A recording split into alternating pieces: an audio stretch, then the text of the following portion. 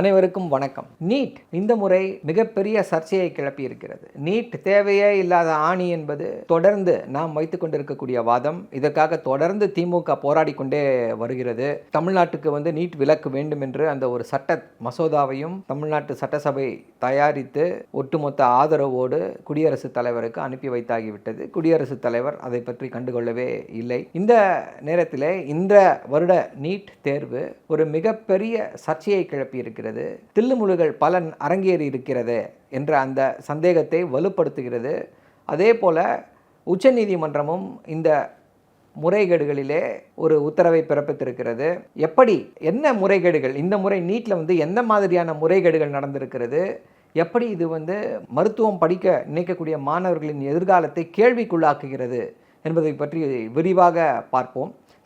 முதல்ல பார்த்தீங்க அப்படின்னா இந்த முறை நீட் தேர்வு விஷயத்தில் 67 பேர் 720 அவுட் ஆஃப் 720 இது வரைக்கும் இது போல் 720 மதிப்பெண்கள் இத்தனை பேர் பெற்றதே கிடையாது. இது வரைக்கும் நடந்த 7 வருட தேர்வுகளில் ஐ திங்க் 2019 ஒருத்தர் வாங்கியிருக்காரு, 2021 2 பேர் வாங்கியிருக்காங்க, 2023 3 பேர் வாங்கியிருக்காங்க. 720 அவுட் ஆஃப் 720. கடந்த 7 வருடங்களில் மொத்தம் 6 பேர் தான் 720 அவுட் ஆஃப் 720 வாங்கியிருக்காங்க. இந்த முறை 67 பேர் 720 மதிப்பெண்களை பெற்றிருக்கிறார்கள்.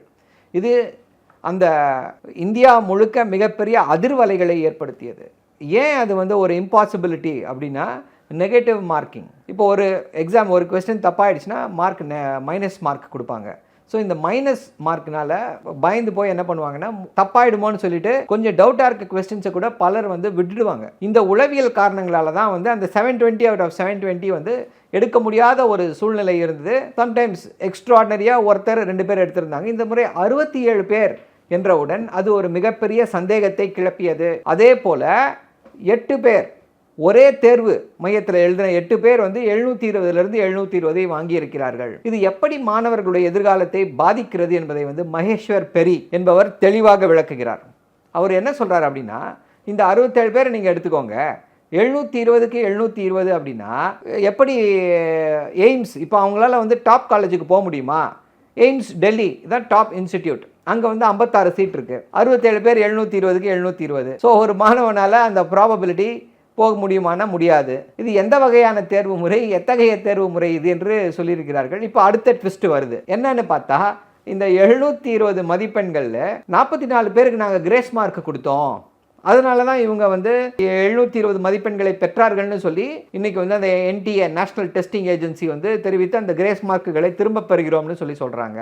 அப்படின்னா கூட ஆல்மோஸ்ட் 23 பேர் 720க்கு 720. ஒட்டுமொத்த நீட்டு வரலாற்றிலேயே மொத்தம் 6 பேர் தான் 720 வாங்கியிருக்காங்க. இந்த முறை இவங்க கிரேஸ் மார்க் இல்லைன்னு சொன்ன பிறகும் 720 மதிப்பெண்களை எத்தனை பேர் வாங்கியிருக்கிறாங்க? 23 பேர் வாங்கியிருக்கிறார்கள். எப்படி சாத்தியம் என்று கேட்கிறார்கள். இது ஒரு first glaring malpractice or whatever you call conspiracy. இது ஒரு விசாரணையின் போது மட்டும்தான் தெரிய வரும். அடுத்ததாக இன்னைக்கு உச்சநீதிமன்றத்தில் 1500 மாணவர்கள் அவங்களுடைய அந்த கிரேஸ் மார்க்ஸ் இவங்களுக்கெல்லாம் நாங்கள் கொடுத்தோன்னு சொன்னாங்க. அந்த கிரேஸ் மார்க் திரும்ப பெறுகிறோம், நாங்கள் கொடுத்தது தவறு என்று அந்த நேஷனல் டெஸ்டிங் ஏஜென்சி இன்று உச்சநீதிமன்றத்திலே ஒத்துக்கொண்டு அந்த 1500க்கு மேற்பட்ட மாணவர்கள் அவங்களுக்கு மட்டும் திருப்பி ரீடெஸ்ட் வைக்கிறோம். அவங்க ரீடெஸ்ட் எடுக்கலை அப்படின்னா கிரேஸ் மார்க் இல்லாமல் முன்னாடி என்ன மார்க் இருந்ததோ அந்த மதிப்பெண்களே அவர்களுக்கு ஃபைனல் மார்க்காக எடுத்துக்கிறோம் அப்படின்னு சொல்லியிருக்காங்க. இது எவ்வளவு பெரிய ஒரு ஏமாற்று வேலை, எப்படி இது மாணவர்களுடைய எதிர்காலத்தை இது பாதிக்கும் என்பது சொல்லி தெரிய வேண்டியதில்லை. இதனால தான் இப்போது மகேஸ்வர் பெரி என்ன சொல்கிறார் அப்படின்னா, இந்த வெறும் 1500 மாணவர்களுக்கு மேற்பட்ட மாணவர்களுக்கு கிரேஸ் மார்க்ஸ் கொடுத்தது மட்டுமே பிரச்சனை அல்ல, எங்கோ ஒரு மிகப்பெரிய மோசடி நிகழ்ந்திருக்கிறது என்று சொல்கிறார். ஏன் காரணம் அப்படின்னா, சென்ற முறை 2023 நடந்த நீட் தேர்வில் நீங்கள் ஒரு 625 மதிப்பெண்கள் எடுத்தீங்க அப்படின்னா 20,000 சீட்டு அதில் வந்துடுவீங்க. ஸோ உங்களுக்கு டாப் மெடிக்கல் காலேஜில் சீட்டு கிடச்சிடும், 20,000 சீட்டு. இப்போது நீங்கள் 625 மதிப்பெண்களை எடுத்தீர்கள் என்றால் எங்கே போவீங்க? 50,000 ரேங்க்கு, உங்களுக்கு கவர்மெண்ட் காலேஜில் சீட்டே கிடைக்காது என்று சொல்கிறார். இவங்க 1500 சீட்டை பற்றி மட்டும்தான் பேசுகிறாங்க. இந்த 20,000 எப்படி 30,000 போச்சு? 600க்கு வந்துச்சுன்னா 75,000 ரேங்க்கு, 60,000 ரேங்குக்கு போது இவர்களால் வந்து அரசு கல்லூரிகளை வந்து நினைத்து பார்க்க முடியாது என்று சொல்கிறார். அது மட்டுமல்ல, 700 மதிப்பெண்களுக்கு மேலே எத்தனை பேர் வாங்கியிருக்காங்க அப்படின்னா 1770 பேர் வாங்கியிருக்காங்களாம். இது வரைக்கும் இப்படியெல்லாம் நடந்ததே கிடையாது. இது எதனால் நடந்திருக்குன்னு புரியல. இது வந்து டெக்னிக்கல் கிளிட்சா, எல்லாருக்கும் மார்க் அள்ளி போட்டிருக்காங்களா? இது வந்து ஈஸியான எக்ஸாமும் இல்லையா. இந்த தடவை 2024 நீட் வந்து மிக எளிமையான இதுவும் கிடையாது அப்படின்னு சொல்லியிருக்காரு.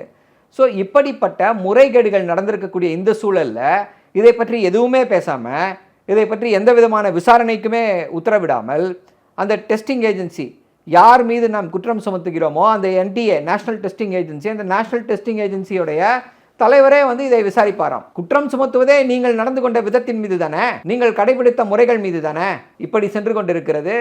நீட் எப்படி இந்திய மாணவர்களுடைய மருத்துவ கனவை சிதைக்கிறது என்பதற்கு இது ஒரு அற்புதமான உதாரணம். நீட்டுக்கு எதிராக இந்தியா முழுக்க ஒரு மிகப்பெரிய ஒரு எதிர்ப்பு நிலை உருவாகி இருக்கிறது. திமுகவுடைய தலைவர், தமிழ்நாட்டுடைய முதல்வர் இது குறித்து கருத்து தெரிவித்திருக்கிறார். நீட் எதிர்ப்பை வலுப்படுத்துவோம் என்று சொல்லியிருக்கிறார்.